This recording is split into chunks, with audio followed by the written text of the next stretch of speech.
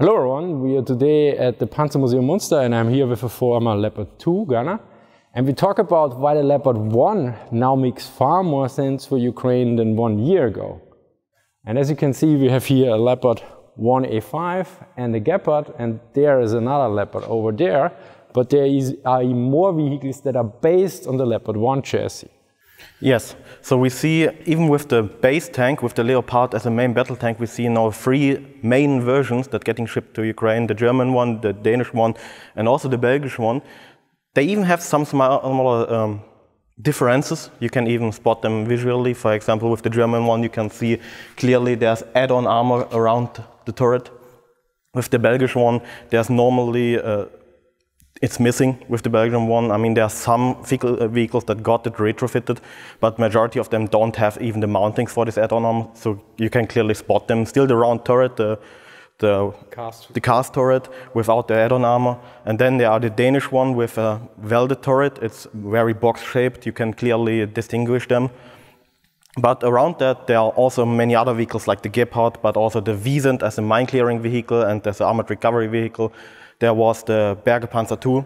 It is like an armored recovery vehicle of the German army that got delivered. There's the Biber bridge layer that was delivered, where the problem was it wouldn't fit like a Leopard 2 A6 tanks because it's too heavy, but it's not a problem for Leopard 1 because obviously it got developed for the Leopard 1. So you have all these kind of vehicles based on the hull of the Leopard 1, and that makes it more easy to ship spare parts instead of having like 20 or 30 different types of vehicles in one unit. You have one base of family, so you can supply them with one type of engine, one type of tracks, one type of road wheels, and those are the parts that wear out over the time, like the road wheels with the rubber comes loose. You need new tracks because the tracks will wear off. And so you can streamline all these supplies into one narrow thing. And the same is of course with mechanics, because if they are trained on the same chassis, you can basically, you have them trained for the other chassis as well, because here you can see another Leopard 1, which is an older version. Also here you can see clearly the cast turret. So it's again, a lot is about logistics and make everything more efficient, because I remember about 1 year ago, I made a video about why the Leopard 2 didn't make much sense for Ukraine, in my opinion, at that point, when very low numbers were suggested. And later on, somebody sent me a video from a Ukrainian tanker, and he said, I think basically 1 or 2 battalions Leopard 2 currently, but this was in early or in mid 2022, would do much worse than good, because tanks, especially main battle tanks and heavy main battle tanks like the Leopard 2, are a huge supply overload on logistics. You have a lot of logistics strain, and I also remember, I think it was Shifton, who is a lieutenant colonel in the US Army or National Guard, I don't know exactly, and he also mentioned like the logistics officers in Ukraine must go crazy, and he has no idea how to manage this, because they have all kinds of small arms, they have all kinds of tanks, they have T-72s, they have Leopard 1s, Leopard 2s now, they have a Challenger, yes. They have the M113 armored personnel carrier, they have Bradleys, they have Marders, they have, what else, BMPs, it's CV-90. Everything. CV-90 as well. And one big thing is also the training, that you have to train, for example, a driver on the chassis of the Leopard 1, and normally it happens with a special driving license vehicle or driver training vehicle with like a small hut on it for the instructor. And so you can train a driver for a vehicle, and he's able to drive the Leopard, the Leopard, the Biber, and so on. So he knows even to interchange him if it's needed, and that's greatly improves the overall capabilities. And also what's not to forgotten is the gun, the 105mm gun that is still capable of dealing with T-72 tanks. Even on normal combat distances we see there in Ukraine, and the large possibilities of supplying ammunition for Ukraine. You have companies from USA, from Israel, and other stockpiles still in Europe, everyone for this NATO gun, because it's the L7 designed by the British. And it improves the logistics, that you don't have to rely only on one supplier. You can get ammunition from there, from there, from there. You have this streamlined spare parts from other countries, because the Leopard is obviously used by so many countries around the world. They have spare parts, they have trained people who can train Ukrainians further.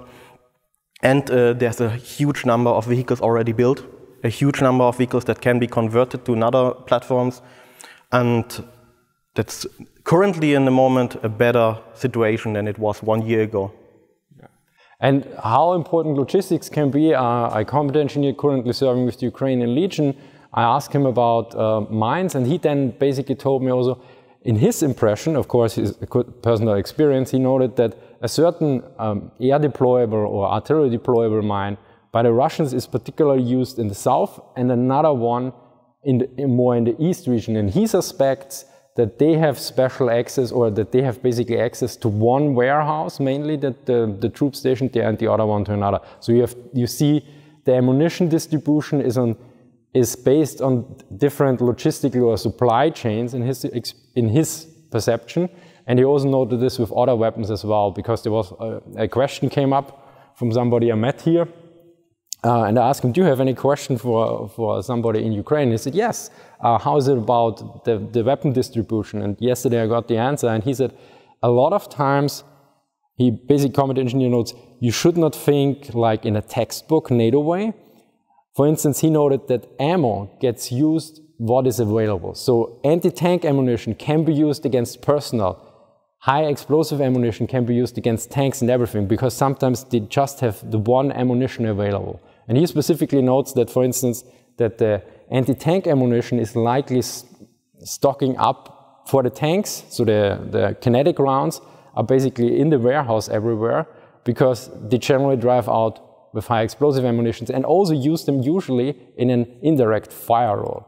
So a lot of the, let's say, textbook view, we have like the ammo loadout, you have like 30 rounds anti-tank and like 20 rounds HE, doesn't really apply here.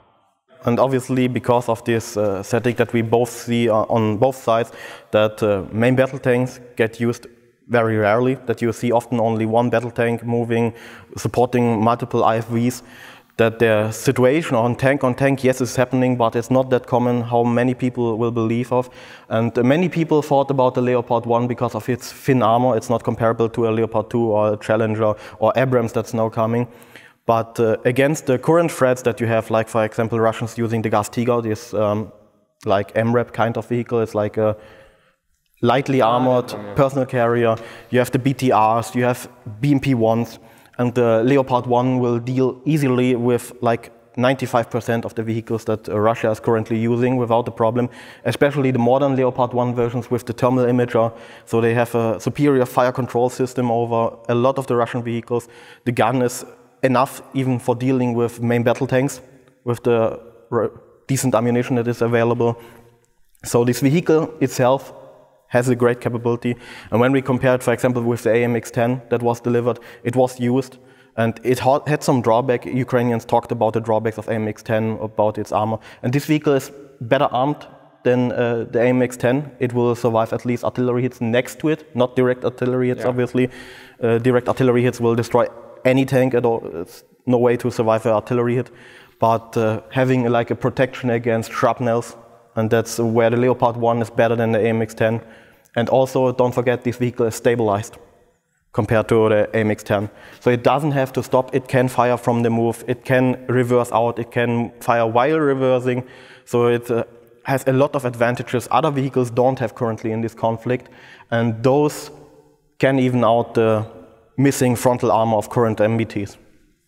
So basically, to summarize on the logistics side, you can transfer your personnel, you can transfer your mechanics basically from this vehicle to the Leopard, to the recovery tanks, to the bridge layer. To the bridge layer, and you can also the same with your drivers, so also with your troops to a certain degree. Then you have a similar logistical chain for the supply, and of course, if also some vehicles break down and can't be used anymore, you can get some of the spare parts out, salvage them and use them for the other vehicles as well. So overall, on the logistical side, due to the large amount of Leopard 1 chassis being in use now with different variants or basically with different kinds of armored vehicles based on the Leopard 1 chassis, we have a definite a better logistical situation than we had in 2022. And obviously it's currently better than with the Leopard 2 because a lot of countries are more willing to give away their stockpiles of spare parts on vehicles for the Leopard 1 and those it will be not like a supplement of like 20 Leopard 2s, but then there's like a big question mark what will come next. We have like the saying of Leopard 1s over 100. It's like more than the Leopard 2s that got delivered by Germany. So there is even at the beginning a larger number, and those stockpiles will just last longer, and those will make it easier to plan over a longer time. Okay, then thank you very much, Tobias. A big thank you to the Panzermuseum Munster. Thank you for watching and see you next time. Bye.